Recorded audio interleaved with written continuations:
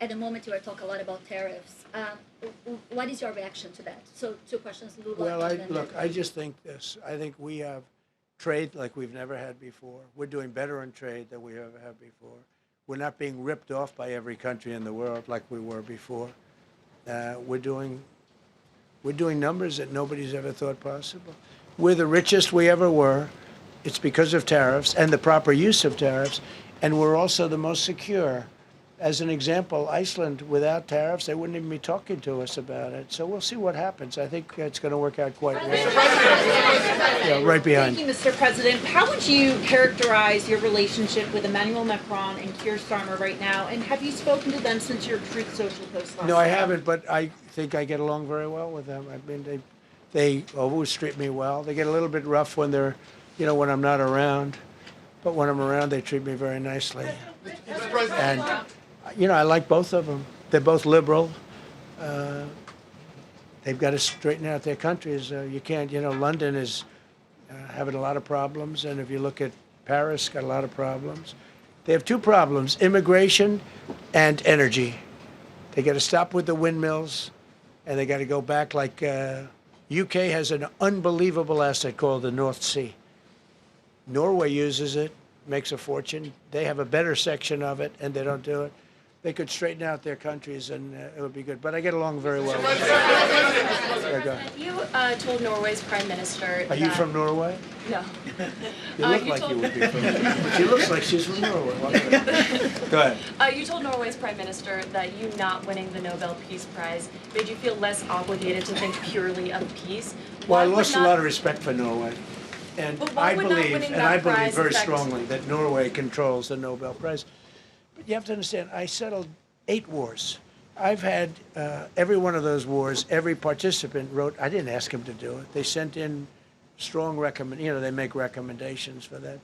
But I settled 8 wars. No president's probably ever settled 1 war. I don't know, think of it. I did 8.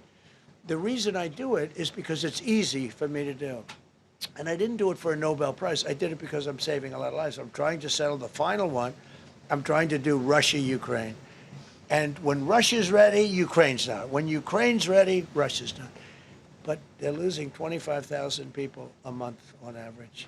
And I'm trying to get that one done. But no, I feel that Norway has tremendous control over who gets the Nobel Prize, despite what they say.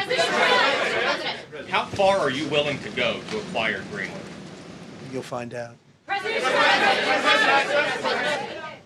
President, Kevin Hassett has said that those $2,000 tariff rebate checks would be up to Congress to decide whether or not to disperse that. Do you agree with Kevin Hassett on that, or do you think you can do that unilaterally? No, I don't think we would have to go the Congress route, but we'll find out. The reason we're even talking about it is that we have so much money coming in from tariffs that we'll be able to issue at least a $2,000 dividend and also pay down debt for the country. But we'd do a $2,000 dividend to the people of our country. Would probably set a limit of, income limit where it made sense. But we will be able to make a very substantial dividend to the people of our country. I believe we can do that without Congress. Last night on Truth Social, you said that the British plan to hand the base of Diego Garcia over to Mauritius and then rent it back was an act of great stupidity. Previously, you've backed that deal.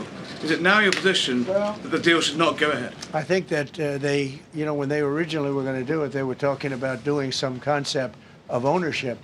But now they're looking to essentially just do a lease and sell it. And I'm against that. It's a reasonably nothing like Greenland, but it's a reasonably important area of the globe. Not to anywhere near Greenland, but I think they should keep it. I don't know why they're doing it. Do they need money? Mr. President, with your support to the Syrian government, most probably you avoided another civil war and a bloodshed in Syria, especially after the fall of the regime.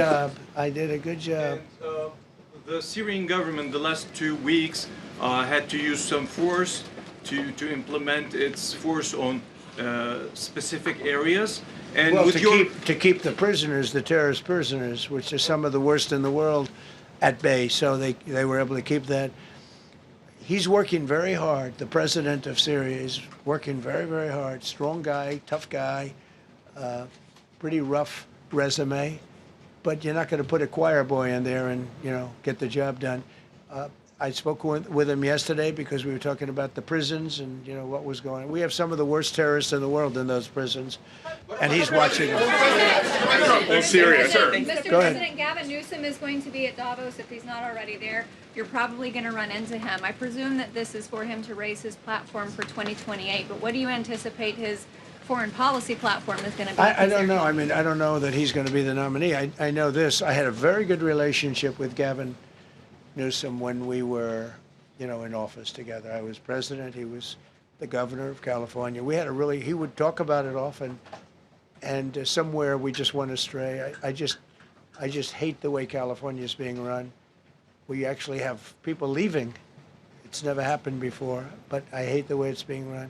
He and I had a very good relationship, really close to the word exceptional, but now we seem not to. Thank you, President Trump. President Trump, you spoke earlier. Mr. President, you've been hearing from allies. Thank you. No, Thank you so much, President Trump. Keir from Lindell TV, and you spoke earlier about the 2020 election. Now that Maduro is in U.S. custody and he was criminally charged, has any more information emerged that you could share with us regarding Venezuelan election software and Venezuelan ties to tampering with the 2020 election? And would you consider speaking to Maduro personally in prison in New York to get some answers on Venezuela's involvement with the 2020 election? No, I don't think I would be doing that. I think my lawyers would be very unhappy if I did that. Yeah, they've learned some things. Please. What happens to the tariff threat to Greenland if the Supreme Court comes out and rules against you on the tariffs? And well, I'll have to use something else. I mean, look. Are you willing to use force? Take a look at the word license. Take a look at other things. I mean, we have other alternatives. But what we're doing now is the best, the strongest, the fastest, the easiest, the least complicated. Sir, if you move ahead with the Greenland-related tariffs on Europe, you secured almost $1 trillion of commitments from them to invest in the United States. Does that go kaput out the window if that happens? I doubt it. Look, they need that agreement very badly with us. They really do. They fought very hard to get it. So I doubt that, but we'll see what happens. We have a lot of meetings scheduled on Greenland. I'm leaving tonight, as you know, for Davos, and we have a lot of meetings scheduled on Greenland. And I think things are going to work out pretty well, actually. And so Thank you, Mr. President. Will you still go to Paris for the G7 emergency meeting as offered by President Macron? No, I wouldn't do that. No.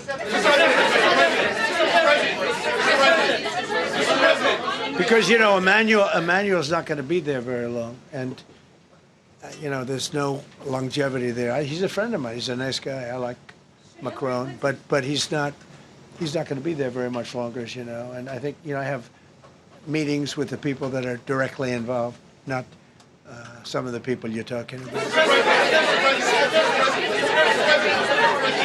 Thank you so much. Thank you so much, Mr. President. Happy I've New Year. never seen this room like this. Is this a celebration of the first year? Yes. Have you ever seen it? I've never seen this many. I hope we have a very good structural floor. This used to be a swimming pool. You're sitting over a swimming pool. I could see that happening. But we need a good structure here, don't we, huh? Yeah. Thank you so much, Mr. President. Happy 1 year anniversary. Thank you. And my question is on Syria. The Kurds, as the most loyal U.S. partners, facing attacks by some Syrian elements within the Syrian government. Will you do to ensure the Kurdish rights protected and their effective forces against terrorism in Rojava, Syria continue, as the Kurdish see you as a president does not abandon his allies? Well, I like the Kurds, but just so you understand, the Kurds were paid tremendous amounts of money, were given oil and other things, so they were doing it for themselves, more so than they were doing it for us, but we got along with the Kurds, and we are trying to protect the Kurds. That's correct. Ahead of your speech in Davos, can you give us a preview of what we can expect as far as laying out the plans for Americans to be able to buy homes? I think more than anything else, what I'm going to be speaking about is the tremendous success that we've had in 1 year. I didn't think we could do it this fast. Think of it, it's just now 12 months, and You know, I say it often. We have the most successful country in the world. We have the hottest country anywhere in the world by far. And this country would have been absolutely stone cold dead. And I'm going to be talking about it. I'm going to be, because, you know, a lot of them could use some of the advice as to what we did. They need energy. You take a look at their energy policy, they're going to destroy themselves with what they're doing with the windmills and all the nonsense. They need energy help badly, or they're going to be in big trouble, and they need immigration help badly. How much longer do you want to go? Call it. I do. I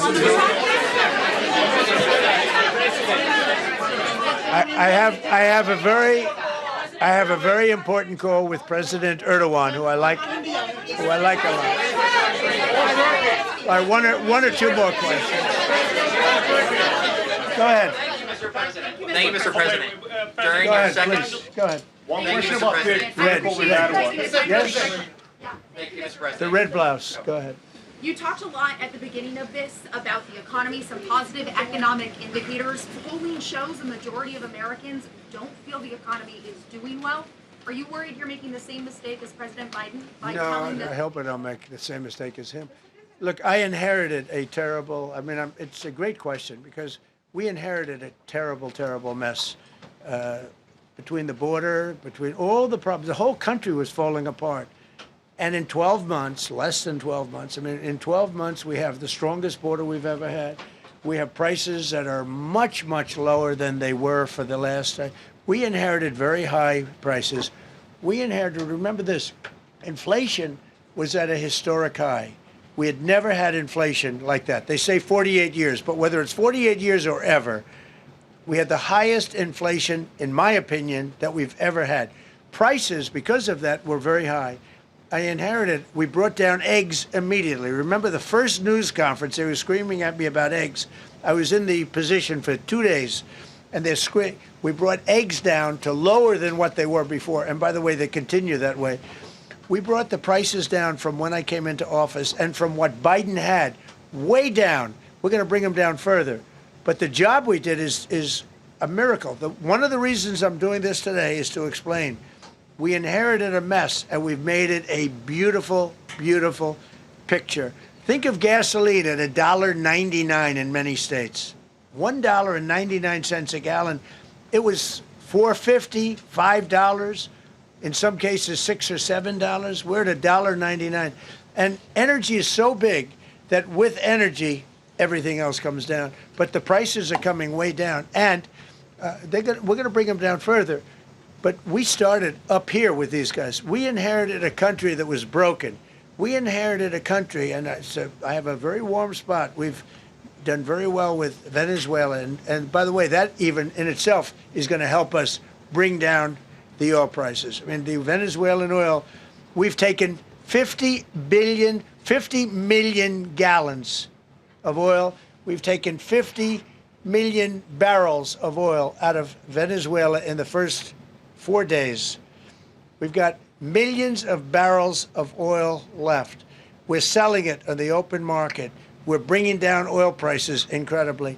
And when they come down, and they've already come down, again, $1.99 a gallon for oil. Nobody thought they'd ever see it. All right, one or two more. Go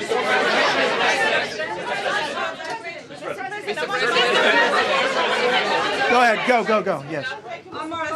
I want to ask you about Iran. Is the military option still on the table? And can you assure us that the killing in Iran has stopped? And when regard to the Peace Council, which members have to pay $1 billion? So with Iran, are you from Iran? No, I cover the White House. Where are you from? I'm Palestinian American. So with Iran, they were going to hang 837 people. And I let them be known that, and we let them know that if that happens, that will be a very bad day for them. And they decided not to do it. They didn't hang the people. I can't tell you what's going to happen in the future, but supposedly they've taken that off the table. But they were going to, last week, they were going to hang on Thursday or Wednesday. They were going to hang, I think, 837 people. And they didn't hang anybody. So we're just going to have to see what happens with Iran. Is the military option off the table?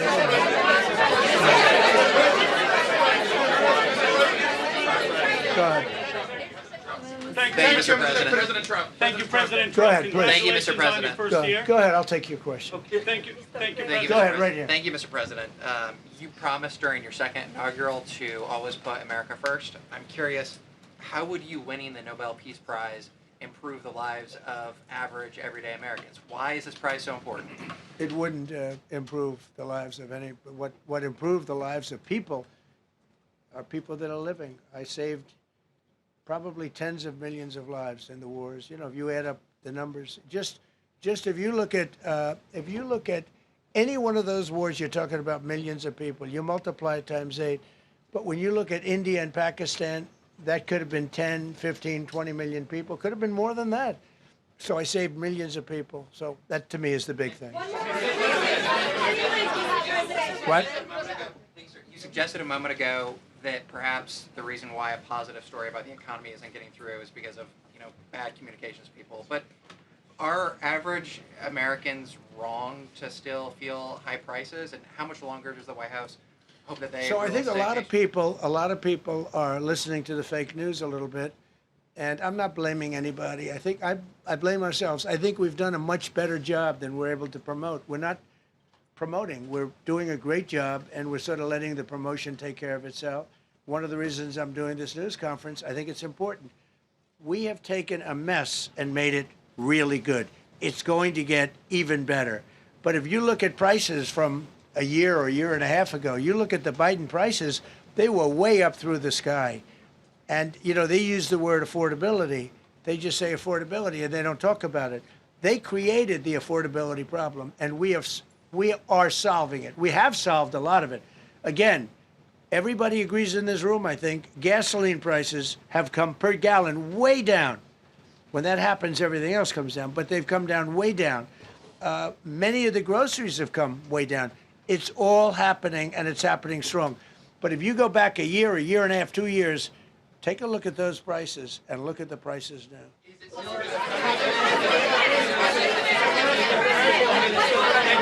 Mr. President of Venezuela, you made a condition. Where are you from? I'm from Spain.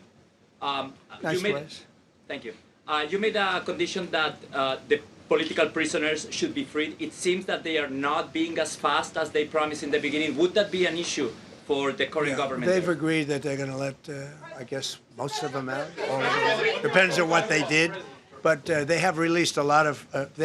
Released a lot of political prisoners in Venezuela. Mr. President, earlier on last year, you had indicated that you wanted to take back the Panama Canal. I know we've heard a lot about Greenland. Is that still on the table? I don't want to tell you that. Sort of. I must say, sort of. That's sort of. Okay, one more. Yes, blonde, blue.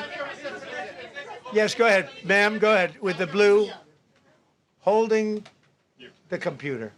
If a consequence of your determination to take control of Greenland is the ultimate breakup of the NATO alliance, is that a price you're willing to pay? You mean the breakup of it's very interesting. NATO alliance. So I think something's going to happen that's going to be very good for everybody. Nobody's done more for NATO than I have, as I said before, in every way. Getting them to go up to 5% of GDP was something that nobody thought was possible, and pay. At 2%, they weren't paying. At 5%, they are paying. And they're buying a lot of things from us, and they're giving them, I guess, to Ukraine. That's up to them, but they're giving them to whoever they're giving them to, but they're buying a lot. I think that we will work something out where NATO is going to be very happy and where we're going to be very happy. But we need it for security purposes. We need it for national security and even world security. It's very important. How about it? Thank you very much. First of all, last year you told me that you believe that the reason you won the election is because God put you in this place so that you could save the world. Looking back 1 year, do you feel like God is proud of the effort that you've put in? I do, actually. I think God is very proud of the job I've done. And that includes for religion. You know, we're protecting a lot of people that are being killed. Christians, and Jewish people, and lots of people are being protected by me that wouldn't be protected by another type of president. No, I think I think a lot of people are very proud of the job we've done. We've had an amazing year. This has been one of the greatest years. Even some people that wouldn't necessarily love me instinctively, they're saying this was an incredible year. We've had an incredible year economically. Look at our border. Our border was a disaster. People poured. It was an invasion into our country of a lot of very bad people. Good people too, but a lot of very bad people from prisons and drug dealers and gangs and horrible people, murderers, thousands and thousands of murderers allowed into our country. And we now have the strongest border of any country. There's probably not a country, I guess North Korea has a pretty strong border, by the way, but there's not a country in the world that has a border like we do. And we took it from the worst border. We had the worst border in the world. Now we have one of the strongest borders in the world. One more question. Mr. President, you said you're confident something's going to get worked out in Greenland, but Greenlanders have made it clear they don't want to be part of the U.S. Well, what gives the U.S. the right to take away that self-determination? When I speak to them, I'm sure they'll be thrilled. Mr. President, are you committed to keeping the U.S. in NATO? I've had such a good relationship. I've made it so much better, so much stronger. It's so good now. NATO is so much stronger now. I don't agree with a lot of the things they've done, but that was done before I got there. I think NATO's been good. Sometimes it's overrated, sometimes it's not. But we have a strong NATO. When I came here, we had a weak NATO. We had a NATO at 2%, and they weren't paying. You had a nothing NATO. NATO's, whether you like it or not, it's only as good as we are. If NATO doesn't have us, NATO is not very strong. Yes,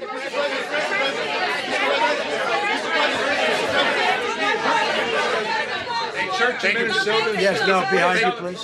Thank you, President Trump. Yes, go ahead. Greatly appreciate it, sir. We heard a long list of accomplishments from the last year. Could you cherry pick the top 3? And then looking forward, what are your 3 most important priorities in 2026? So I think the building of a really powerful military has been a great achievement, and that would include the Venezuela thing. That would include the attack on Iran and the wiping out of the nuclear threat. I think that's been really amazing what we've done militarily.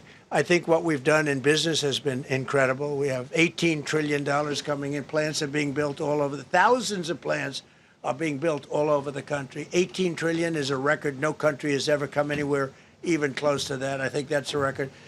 And I think that most favored nations for drugs is something that nobody thought they'd be able to get. Tariffs helped me there because the nations would have never gone along with it if I wasn't able to say, if you don't go along with it, we're going to put a 10 or 15 or 20% tariff on your nation. And they went along. And our drug prices are going to come down at numbers never even seen before, never even thought possible before. So those would be 3 things. Thank you. Thank you all very much. Thank you.